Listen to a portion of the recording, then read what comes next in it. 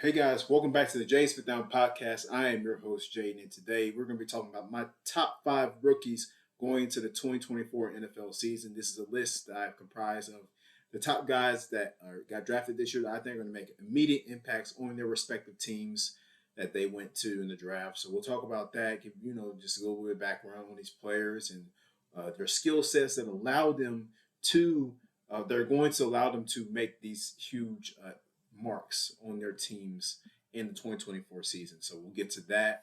Also talk about Antoine Whitfield agreeing to a contract extension with the Tampa Bay Buccaneers, making him the highest paid defensive back in NFL history. So we'll talk about that a little bit.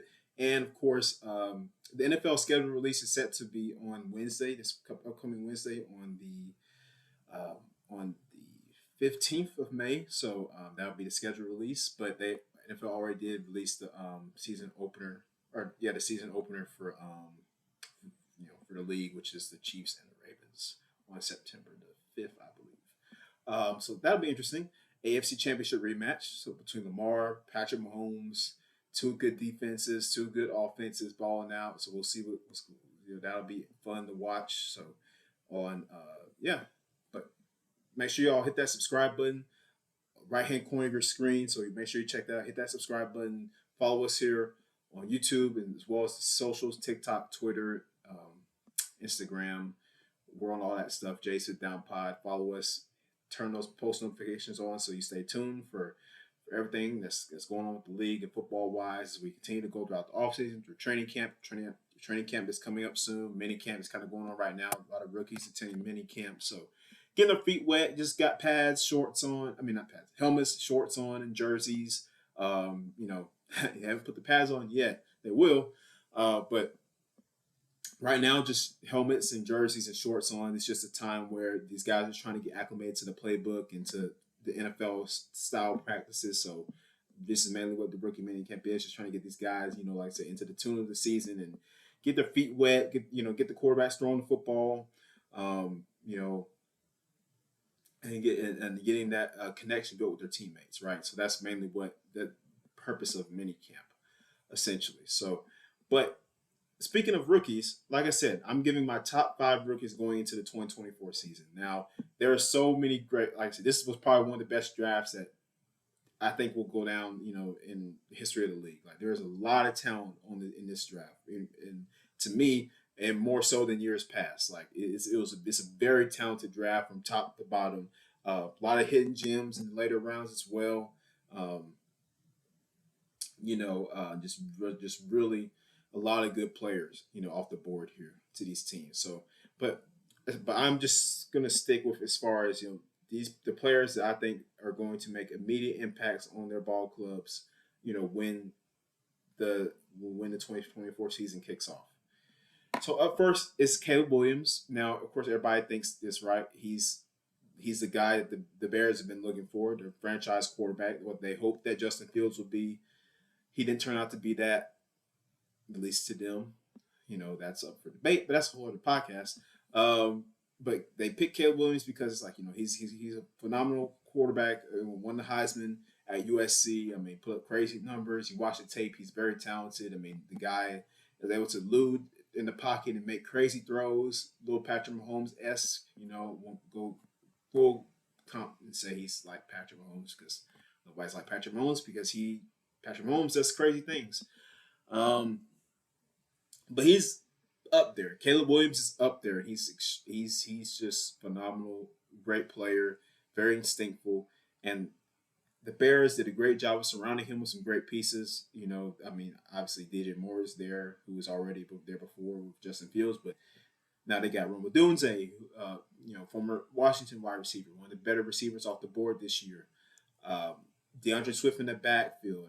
Cole Kmet at tight end, who is a very solid, tight end, and he's going to produce, especially with a quarterback like Caleb Williams there as well. And so I like where the direction the Bears are headed in right now, and I think Caleb Williams is going to make a huge impact.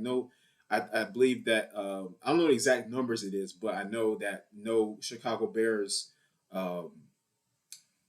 quarterback has eclipsed more than is 3,000 yards. It's like it's a number in the 3,000s in yards, but they have not eclipsed like 4,000 yards, close to 3,500 yards. So I believe that Caleb Williams is going to be the guy to break that record for the rookie record, and I guess the all-time Chicago Bears quarterback record. Like, I think he's going to break those records and have a really great season.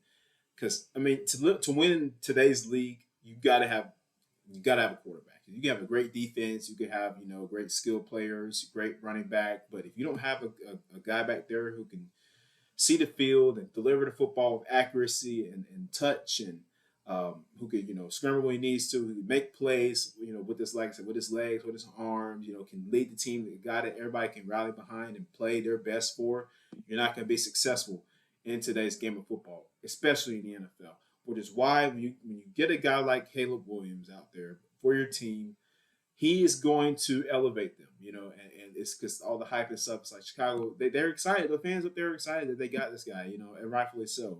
He's going to put a lot of, people in the seats in the stadiums and sell tickets and all that type of stuff. So from a marketing standpoint, but from the actual football standpoint, the Bears will be much better than they were a year ago. The defense is still doing good. I expect them to only continue to improve. So, but yeah, Caleb Williams is definitely my first, top rookie going into the year.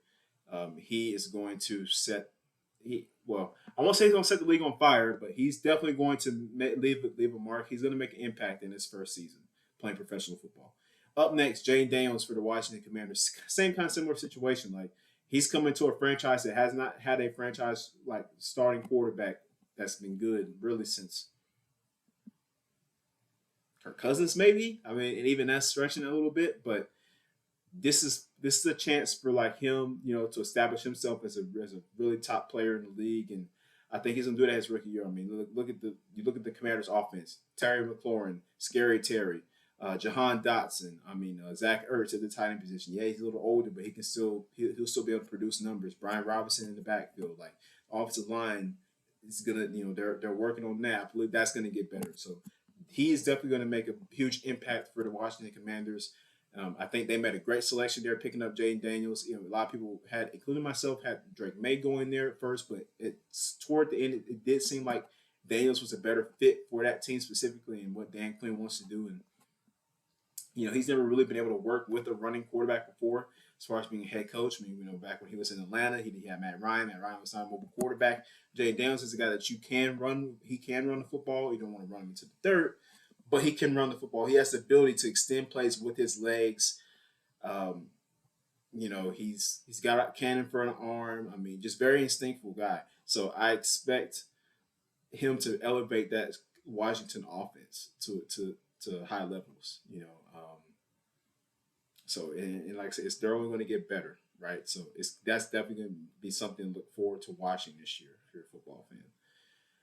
Up next is Rome Odunze. I mentioned him earlier, but he to me is like the second best receiver, maybe second or third best receiver in this entire draft class, behind, of course, Marvin Harrison Jr. and Malik Neighbors. Or you could put, depending on how you feel about it, you can put him in front of Malik Neighbors even. But Odunze is a guy. He's going to win those contested catches. He can stretch the field.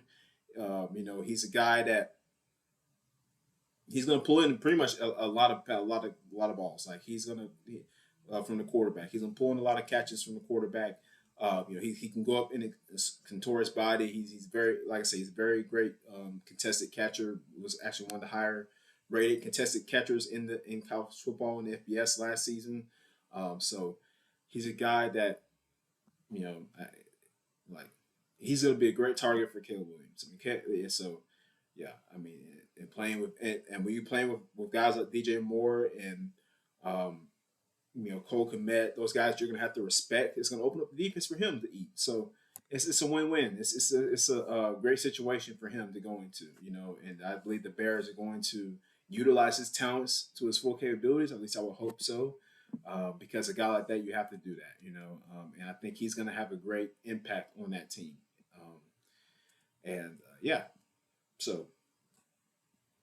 Moving up next here is Jared Verse, edge rusher from FSU, went to the Los Angeles Rams in the draft. Now, my thing with Jared Verse is This is a guy who can switch from going. He can be like a power rusher to a speed rusher. He can do a little bit of both. He did that a lot at Florida State. You know, he's got quick hands. He's going to shoot it. He shoots his hands like a good defensive lineman should, and he's able to get off blocks, and he'll help in the run game. So he's a guy that's going to really help that defensive front, especially after Aaron Donald left and retired. So and they picked last year. They picked Byron Young. So now you add him. You add Jared Verse to that defensive front with Byron Young. And they're going to continue to add more pieces probably throughout the training camp, whatever. But I really like what they're doing. Like the Rams have always been really like good with their defensive line, their defensive units, defense just in general. Of course, you lose Raheem Morris to the Falcons. Your former defense coordinator now is the head coach in Atlanta. But I still think Sean McVay knows how to run his team to where he knows to get the best out of his defensive players just as much as offensive players. And that's how the Rams won their Super Bowl. We saw they won a lot of games. Was that defense? One thing I would say they need to improve on is just shoring up in the run game. Need to shore up the run game, being able to stop that. But getting a guy like Jared Verse is going to help that. Like I said, he's very stingy in the run game, defending it. He is somebody that you really want on your front line. A very hard guy to block too. So, like a lot of people compare him to Trey Hendrickson. Coming out of the draft. And I do see similarities between the two. I mean, like I said, he's got that first step and the bend, and he's got that closing speed, so he's able to really get the upper hand off the edge, and when you're able to shoot your hands and engage those bigger blockers with that speed and that punch, that is what makes you a good defensive lineman. Like I know being a former offensive lineman, guys like that, having to block them is very hard to block them because not only were they quick, but they shot their hands. They were hard to keep engaged as a blocker. So he's definitely a guy like that offensive line is going to have trouble, keeping him out the backfield. And then number 5, my last player on the list here for my top 5 rookies is Terrion Arnold, former Alabama Crimson Tide and current cornerback for the Detroit Lions. He was picked by Detroit in the draft this year. Terrion Arnold is great. Like he picked off 5 passes in his last season at Bama. Very long, tough guy. He really excels in press coverage, but can play in other. He's got some scheme versatility though as well, and just adding to that already good defensive backfield with Carlton Davis and they signed somebody else. I'm trying to remember who exactly it was. With Carlton Davis. And Amik Robertson, and they trade up to get him because it's like, hey, you know what? Brian Branch was good for us last year, so why not get another Alabama defensive back in the room? So these are guys that know how to win, and they were coached really well by Nick Saban, and he is a steal. I mean, he's going to be a good steal, especially in a division that you got all these good receivers, with the Bears having Rome Odunze and DJ Moore, all these guys, the Vikings having Justin Jefferson, even though they don't really have a quarterback. But still, you're going to be as talented elite receivers. You got to have elite defensive backs to keep up with them, and to compete with them. So that's how you're going to win in this league. So just something to think about. But yeah, those are my top 5 rookies going into the 2024 season, guys. Please let me know what you think in the comment section below. Do you think that these guys will make immediate impacts in their rookie seasons, or will it take a little bit longer for them to get acclimated and make their marks there in the NFL? Let me know what you think in the comment section below. Like I said, also just a little housekeeping stuff with Antoine Whitfield agrees 4-year, $84 million deal with the Bucs, so he's the highest paid defensive back right now in NFL history. Annual salary $21.025 million. He's getting paid right now, so a shout out to him on getting that money. Antoine Whitfield, safety, by the way. So good deal. But yeah, that pretty much wraps us up for the show today, guys. Like I said, let me know your thoughts in the comments below. Follow us on Instagram, Twitter, TikTok, all that stuff. Shoot me you can shoot me a DM wherever if you want me to talk about a specific topic. Let me know. Just shoot me a DM on Instagram, Jay's Fit Down Pod, or just an email as well. I got my email address in the YouTube community, the About page, on my channel, so you can check that out as well. Or hit me up on Twitter. Either way, if you want me to talk about a specific topic that you were thinking about, please let me know, and I will do that. Thank you guys for tuning in. We'll see you next time.